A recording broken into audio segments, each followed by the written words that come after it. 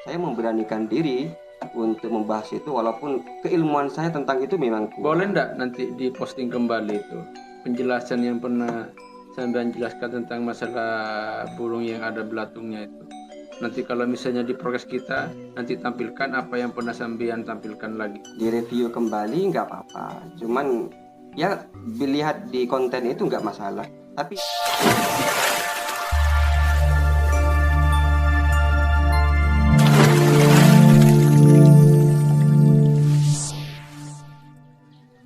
Assalamualaikum warahmatullahi wabarakatuh. Waalaikumsalam warahmatullahi. Gimana kabarnya? Lah lama sudah berapa bulan benda kita podcast bareng ini. Ada 2 bulan? Ya kita 2 bulan, kisaran waktu itu bulan 2 Mas. Ya kisaran bulan 2. Ya lihat perkembangan YouTube Sambian itu dari awal kita podcast itu fokus kepada belum Berkembang pesat ya. berkembang pesat, sekarang berbalik arah, kayaknya ada yang baru. Gimana ceritanya? Banting setir. Sebenarnya enggak juga sih Mas. Antara perkutut, derkuku, puter itu kan masih satu jalur, Iya, anggungan. soalnya waktu saya prokes pertama hanya bertanya seputar tentang apa Puter belum, Iya. bagaimana proses peternakannya, bagaimana proses puter pelung itu sehat dan lain sebagainya. Sekarang berbalik arah, bukan persoalan apa, berbalik arah tentang kelebihan-kelebihan yang dimiliki perkutut. Apakah pelung tidak memiliki kelebihan? Sebenarnya sama saja Mas. Puter pelung, puter itu sama punya kelebihan. Rasa sepuh waktu itu penelitiannya kepada perkutut. Cuman yang dibahas tentang puter warna putih, mata merah, juga tentang karakter-karakter dari puter, selebihnya tentang tanda matinya itu belum dibahas. Padahal itu pasti setiap makhluk hidup itu pasti punya ciri khas, ciri mati. Baik itu perkutut, kuda, juga ayam, itu punya pakem masing-masing. Manusia juga punya, kayak kita Mas, taruhlah kayak kita raja atau tulis tangannya kayak gini, atau kita punya tanda lahir apa namanya itu Mas, yang hitam-hitam itu di Tai sini, lalat. tai lalat, memperlambangkan karakter seseorang. Walaupun pada akhirnya apa yang dititipkan Tuhan, yang Tuhan titipkan dalam diri kita itu masih potensi awal, pengembangannya tergantung kita dan lingkungan. Begitu. Lebih prospek mana? Perkutut yang intonasinya lagunya baik daripada perkutut yang mempunyai kelebihan. Kalau saya lihat selama Sambian itu memposting, kayaknya lebih kepada kelebihannya ketimbang bunyinya. Jika dijawab tentang iwara, otomatis kepada bisnis. Kalau yang bagus, jualnya juga fantastis Mas. Tidak lihat katuranggat apa enggak ya? Iya. Tapi kalau yang lebih kepada keturangan, ini soal energi kerohanian ya.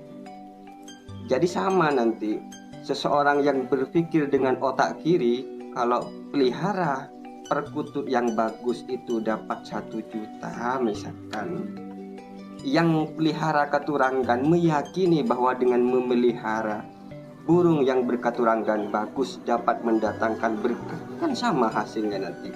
Justru lebih bagus yang keturangan kalau karena apa ya, kadangkala kita untuk meyakini langsung tentang kekuatan Tuhan itu masih ragu Mas, jujur masih ragu. Kita sekarang untuk makan besok lusa itu masih ragu. Dengan adanya media yang Tuhan titipkan di alam, entah itu berupa keris, entah itu berupa burung perkutut, kuda, kucing, dan lain sebagainya dengan kelebihan masing-masing yang sempat dikupas. Nanti mungkin akan saya kupas masing-masing. Itu keyakinan tambah besar Mas untuk optimis hidup. ada beberapa hal awal sampean itu memposting perkutut itu menjelaskan tentang katurangga. Saya sebetulnya kurang paham definisi katurangga itu apa sebetulnya. Ya, sekedar nama sebenarnya, tanda-tanda, taruhlah tanda mati. Kalau manusia ini tandanya, cuman di perkutut itu dikenal dengan nama katuranggan. Setiap burung yang ada ciri-ciri khusus atau ciri mati, katuranggannya ini sekedar.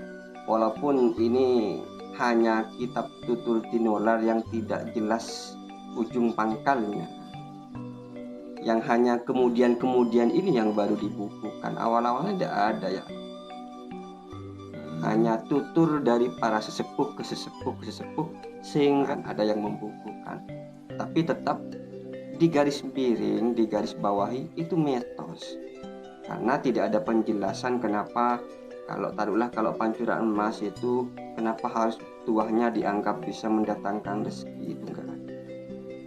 Jadi saya tertarik di situ, Mas. Kalau perkutut itu kalau sudah mati katanya itu ndak bau, ndak busuk.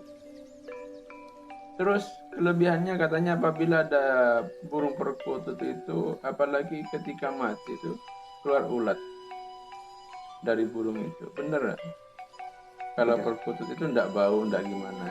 Iya, rata-rata perkutut itu kalau mati memang tidak diulati atau tidak ada belatungnya. Kelebihan-kelebihan yang ada. Sehingga ada mitos, taruhlah mitos dulu.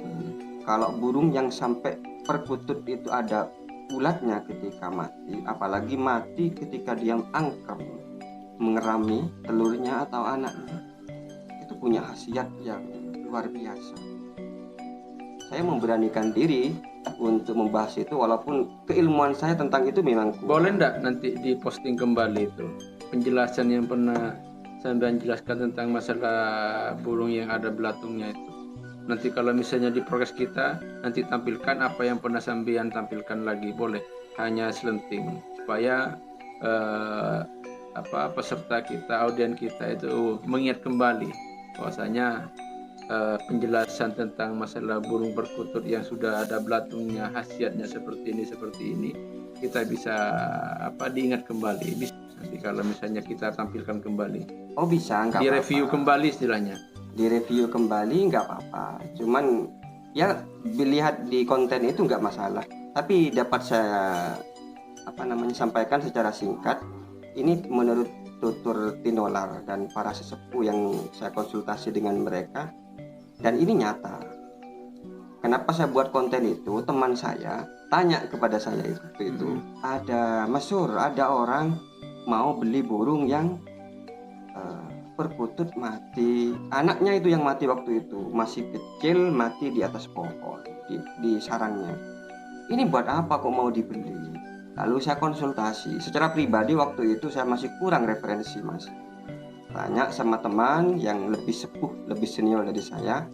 Ternyata memang betul seperti yang saya duga, burung yang diulati kayak gitu, perkutut yang diulati matinya itu bisa memudahkan rezeki kepada kita. Dengan filosofis itu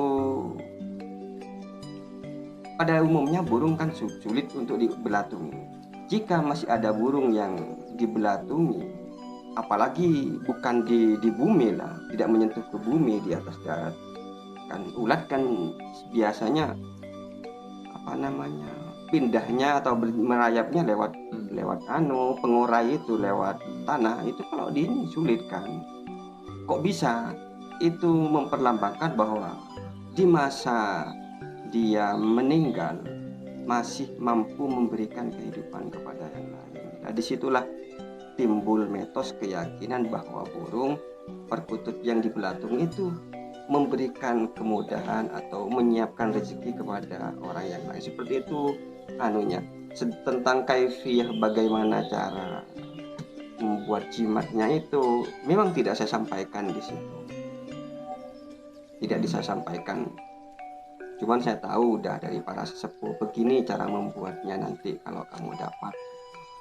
Berarti penuh penuh ini intrik ya, burung perkutut, karena hanya burung perkutut yang mempunyai banyak hal. Ada pancoran emas. Iya. Soalnya kalau kiai-kiai Madura ini, ulama-ulama besar, khususnya di Madura, rata-rata semuanya itu perkutut. Tidak ada saja yang perkutut. Iya. Rata-rata. Makanya mungkin beliau mempunyai filosofis juga, sehingga bahwasanya Islami juga loh misalnya. Iya. Itu Ya, tapi kalau hanya menarik ke sejarah kan memang banyak, Mas. Masa di Nabi Adam itu santri pertama dari bangsa burung memang burung perkutut.